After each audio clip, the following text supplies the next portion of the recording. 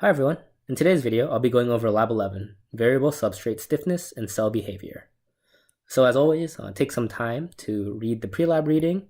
I just want to mention and point out though that at this point, you guys should be really kind of caught up with the lecture material, and you'll find that there's a lot of overlap between what you're learning in lecture and your case studies and what you're actually doing in the lab.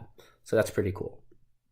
In today's lab, you guys will be using fibronectin, which, as you can recall from your lectures, is a protein involved in extracellular attachment.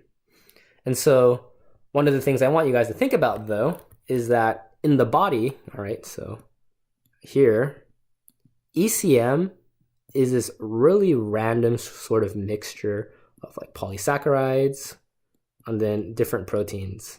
Okay, and this is all kind of jumbled together in this big mess. In vitro, or in lab, what you're going to have is actually a very uniform kind of coating of a single protein, or in some cases, maybe multiple proteins and polymers. And the reason I point this out is because these are two very different environments, okay? They don't kind of connect with each other very well at all. So just be aware of that, and be aware of different coating conditions for when you're doing cell culture as a sort of closer step towards biomimetic environments, but not exactly the same.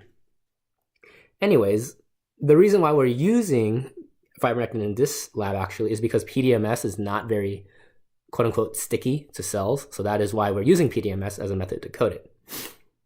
So you just follow through the procedure. One thing I want to point out is that at this moment in time, I believe the fibronectin solution has been made and it's sitting in the fridge. And last Friday when we were dissolving it, it wasn't dissolving very well. So what you'll have to do is the day of, your TA will help you in making the 50 microgram per mil fibronectin solution from a stock, okay?